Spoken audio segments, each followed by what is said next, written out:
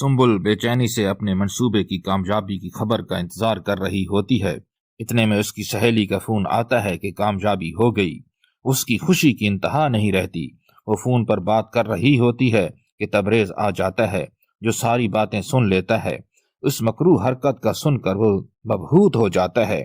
وہ سنبل سے پوچھتا ہے کہ تم نے در عدن کے ساتھ ایسا کیوں کیا؟ سنبل پشیمان ہو کر اس کو فراڈیا کہتی ہے اور تانے دیتی ہے کہ وہ دولت کی چمک کو چھوڑ کر کہیں نہیں جا سکتا۔ وہ در عدن کو چھوڑ دینے کا حکم جاری کرتی ہے۔ در عدن کی گاڑی پہنچ جاتی ہے۔ اس کو سہارا دے کر باہر نکالتے ہیں۔ اتنے میں سنبل کا والد احسان پہنچ جاتا ہے۔ در عدن اس کو کہتی ہے کہ اس کو اپنے اللہ پر یقین ہے، وہ گھاٹے میں نہیں بلکہ اس پر ظلم کرنے والے گھاٹے میں ہیں۔ وہ اپنا انصاف اپنے مالک پر چھوڑ دیتی ہے۔ اتنے میں وہ بے ہوش ہو جاتی ہے۔ اس کو کمرے میں لے جا کر لٹا دیتے ہیں۔ تبریز نڈھال ہو کر اپنے کمرے میں آ گرتا ہے۔ اسے تمام واقعات یاد آ رہے ہوتے ہیں۔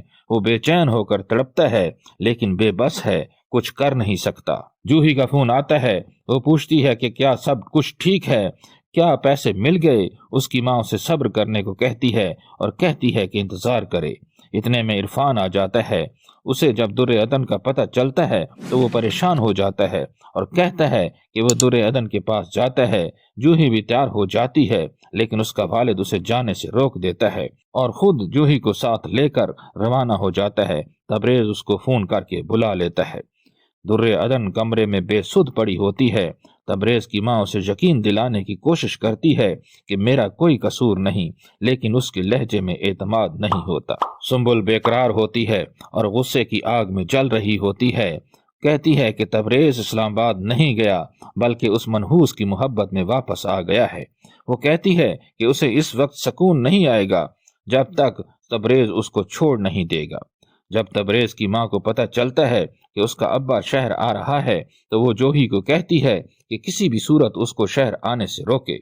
اتنے میں عرفی سنبل کے پاس پہنچ جاتا ہے۔ وہ کہتی ہے کہ آپ کو پیسے چاہیے تو مل جائیں گے۔ وہ اسے کہتا ہے کہ نہیں، وہ در عدن سے ملنے آیا ہے۔